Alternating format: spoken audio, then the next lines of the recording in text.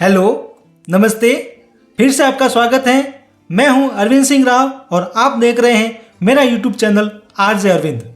इस वीडियो में इतिहास की किताबों से मिटाए जा चुके मेवाड़ व गोडवाड़ के अनसुने इतिहास का परिचय करवाते हैं। 13वीं शताब्दी में वो जन्मा जो फिर से मेवाड़ में हिंदू हुकूमत कायम की। तो आइए शुरू करते हैं हमारे नए वीडियो और नए सफर को।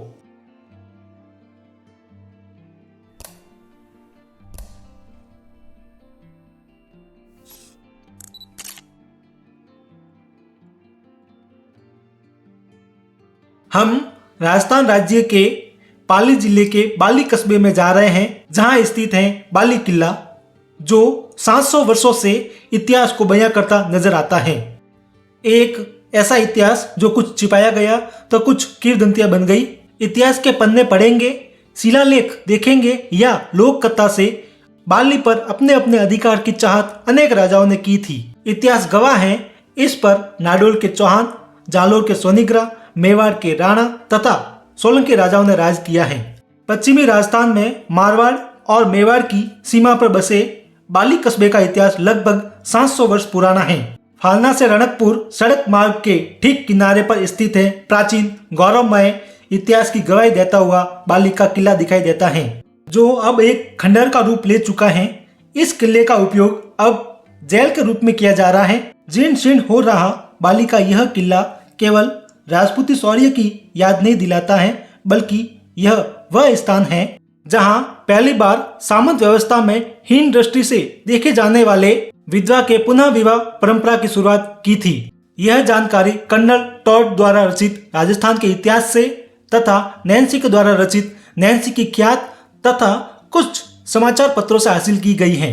तो उम्मीद है आप इस वीडियो को पूरा देखेंगे तथा अधिक से अधिक लाइक व शेयर करेंगे। तो आइए शुरू करते हैं। बाली किले का इतिहास जानने से पहले इसकी पृष्ठभूमि को जानना भी जरूरी है। लक्षा सिंह सिसोद गांव के थे, जिससे उनके उत्तराधिकारियों ने अपना उपनाम सिसोदिया रख दिया। लक्षा सिंह के बड़े पुत्र का नाम अरि सिंह था, जिन्होंने उन्नाव के निकट एक राजपूती कुंवरी उर्मिला से शादी की थी। उनका एक पुत्र हुआ जिनका नाम हमीर था। 26 अगस्त 1303 की घटना आप सभी को याद ही होगी, जहां महारानी पद्मिनी ने 1600 रानियों के साथ जौहर किया था तथा सभी राजपूत राजाओं ने केसरिया किया था। अलाउद्दीन जीत के बाद चित्तौड़ किले में प्रवेश किया। चित्तौड़ जलकर भस्म हो गया। चित्तौड़ में खिलजी वंश की मुस्लिम सत्ता कायम हो गई। इस युद्ध के बाद अलाउद्दीन ने 30,000 मेवाड़ी जनता का कत्लेआम कर दिया। मेवाड़ की जनता के धन दान व इज्जत को बेआबरू कर अलाउद्दीन ने चित्तौड़ की सत्ता अपने 8 वर्षीय बेटे खिज्र खान को सौंप दी। जालोर के राजा कानर देव के भाई मालदेव सोनीग्रा को चित्तौड़ का नायक नियुक्त किया गया और चित्तौड़ का नाम बदलकर खिजराबाद कर दिया। चित्तौड़ युद्ध में लक्षा सिंह, जो बप्पा रावल के सीधे वंशज थे, वे अपने 7 पुत्रों के साथ युद्ध लड़ने आए थे। इस युद्ध में लक्षा सिंह सहित उनके 6 पुत्र वीर गति को प्राप्त हो गए। उनका एक पुत्र अजय सिंह घायल अवस्था में युद्ध भूमि से बाहर निकल गए तथा अजय सिंह जंगलों से होते हुए केलवाड़ा पहुंच गए। उधर लक्षा सिंह का पुत्र अरि सिंह का पुत्र हमीर धीरे धीरे अपने ननियाल में बड़ा हो रहा था। जब अजय सिंह को हमीर के बारे में पता चला तो उनसे मुलाकात की। तब काठलगढ़ क्षेत्र, जो वर्तमान में सेवाड़ी के आसपास का क्षेत्र है, वहां मुज्जा बालेसा का शासन था। अजय सिंह ने मुज्जा बालेसा से बदला लेने के लिए हमीर को चुना और बदले में मेवाड़ का उत्तराधिकारी चुनने की शर्त रखी। हमीर बाल्यकाल से ही साहसी थे। हमीर अजय सिंह की आज्ञा लेकर काठलगढ़ पहुंचकर मुज्जा बालेसा का सिर काट देता है, जिससे खुश होकर अजय सिंह ने हमीर को चित्तौड़ का उत्तराधिकारी घोषित कर दिया।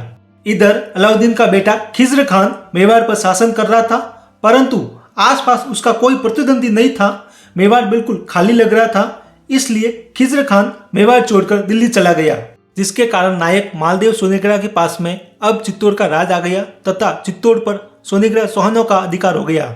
लेकिन मेवाड़ी जनता, सरदार समुदायों ने हमीर को अपना राजा मान लिया।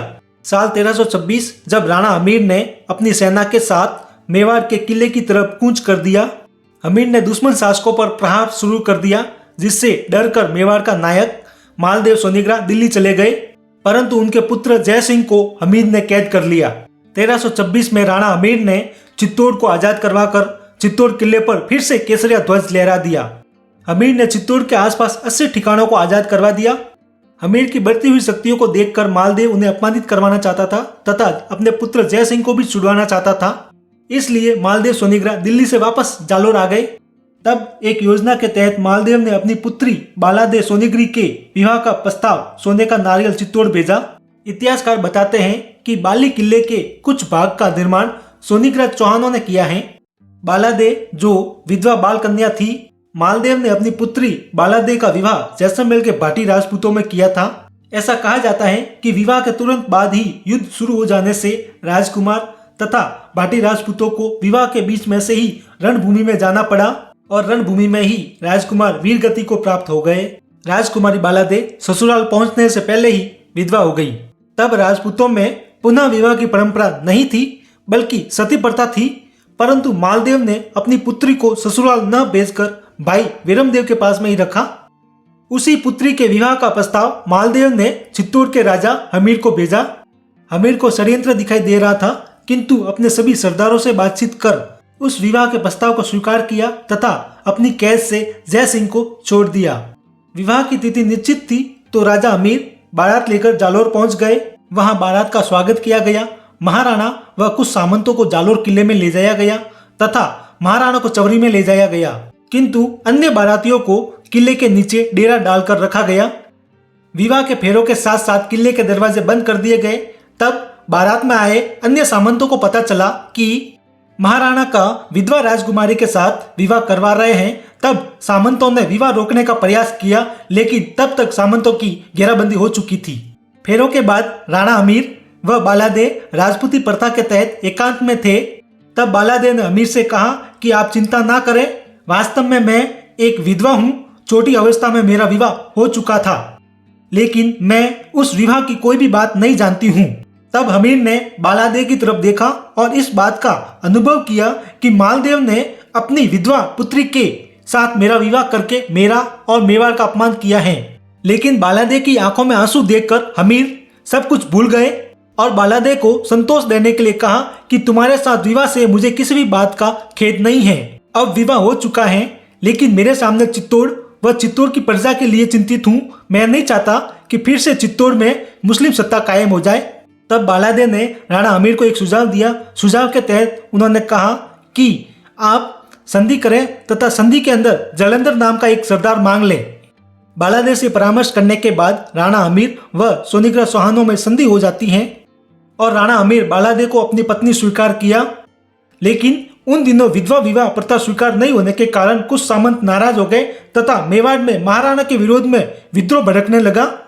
इधर महाराणा हमीर बालादेव के विवाह के पश्चात उन्हें छोड़ने को तैयार नहीं थे तथा अकेले मेवाड़ नहीं जाना चाहते थे। तब ये सब देखकर बालादेव के भाइयों ने वीरमदेव चौहान के द्वारा निर्मित बाली का किला अपनी बहन को दहेज में दे दिया। विवाह के बाद बालादेव व महाराणा उसी किले में रहने लगे। लंबे समय तक महाराणा हमीर चित्तौड़ नहीं गए तो महाराणा को चाहने वाले कुछ सामंत मेवाड़ से इसी किले के आसपास आकर रहने लगे, जिसमें दहिया, सिसोदिया, गहलोत, देवड़ा आदि प्रमुख थे। जब महाराणा मेवाड़ छोड़कर बाली में ही रहने लगे तो मेवाड़ को शत्रुओं ने घेरना शुरू कर दिया। तब तत्कालीन दिल्ली शासक मोहम्मद बिन तुगलक भी चित्तौड़ की तरफ कूच कर दी। यह संदेश जब राणा हमीर को मिला तब मेवाड़ को दुश्मनों से बचाने के लिए महाराणा ने चित्तौड़ जाने का फैसला किया। महाराणा ने बालादेव को बाली में अपने रक्षकों की सुरक्षा में रखकर मेवाड़ गए। इतिहासकार नैन्सी के अनुसार महाराणा हमीर ने सिंगोली गांव के पास सिंगोली के युद्ध में मोहम्मद बिन तुगलक को पराजित किया और सुल्तान पर अपना अधिकार कर उसे बंदी बना दिया। 3 महीने बंदी के बाद तुगलक को छोड़ दिया, जिसके बदले में तुगलक ने अजमेर, रणथंभौर, नागौर राणा हमीर को सौंप दिए तथा फिरौती के रूप में 50 लाख रुपए तथा 1000 हाथी दिए।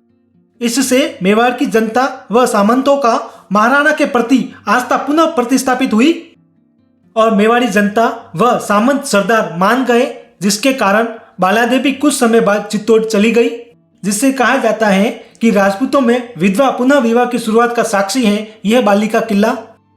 बाली का किला 3 परकोटों से घिरा हुआ है। प्रथम परकोटा वीरमदेव चौहान के द्वारा बनवाया गया है। इतिहासकार बताते हैं कि जब मेवाड़ अलाउद्दीन खिलजी के अधीन हो गया था तब उसकी सेना को घेरने के लिए मेवाड़ व मारवाड़ की सीमा पर मीठड़ी नदी के किनारे वीरमदेव ने 1310 में इस किले का निर्माण करवाया था, लेकिन वह अधूरा ही रह गया। उसके बाद नाडोल के चौहान राजा बालदेव, जिन्हें बालाजी भी कहा जाता है, उन्होंने संवत 1240 के आसपास इस किले का निर्माण करवाकर इसे पूरा किया। यह किला विशाल पत्थरों व मिट्टी की पक्की ईंटों से निर्मित है। प्रवेश द्वार व गढ़ निवास के बीच काफी लंबा चौड़ा स्थान छोड़ा गया है। विशाल परिक्षेत्र है। किले में सुरक्षा स्थल, बुर्ज, सशस्त्र 10,000 सैनिकों के लिए मुंडे रक्षा नालियां बनी हुई हैं। किले में आपातकालीन बावड़ी नुमा हौज बना हुआ है। ये जो आप देख रहे हो यही है बावड़ी नुमा भूमिगत कक्ष, जो आपातकालीन सुरक्षा के लिए बनवाया गया था। उस समय भी किले में दैनिक कार्य के लिए सुलभ सुविधाएं उपलब्ध थी। इस किले का दूसरा परकोटा मेवाड़ के महाराणा उदय सिंह ने विक्रम संवत 1620 के आसपास बनवाया था और तीसरा परकोटा प्राचीन बाली कस्बे को अपने में समेटे हुए हैं, जिसका एक दरवाजा आज भी सैसली गांव की तरफ विद्यमान है। किले में बालादे का महल खंडर हो चुका है, लेकिन उसके अवशेष आज भी मौजूद हैं। गोडवार प्रांत में यह किला गानेराव, नालराय, देसूरी किलों से भी अधिक मजबूत है। बाली का यह किला जोधपुर, सियाना, जालोर, सिरोही, कुंभलगढ़ के बीच एक हृदय स्थल है। किले के ऊपर चढ़कर मुंडेर से देखा जाए तो 15 से 20 किलोमीटर तक का क्षेत्र हमें स्पष्ट दिखाई देता है। किले के अंदर बोल माजिसा का मंदिर भी है। इतिहासकार कहते हैं कि इनके पति देवपाल रायगुरु युद्ध में वीर गति को प्राप्त हो गए थे। उनकी चिता के साथ साथ माता वचन बोलते बोलते सती हुई थी। इसी कारण इन्हें यहाँ पर बोल माजिसा के नाम से पुकारा जाता है। माता गुफानुमा चट्टान में विराजमान है। उसके ऊपर ही मंदिर का निर्माण करवाया गया है। मंदिर के एक तरफ पत्थर की प्राचीन मूर्ति है, जिसमें एक और तोता तो दूसरी ओर नागदेव बने हुए हैं।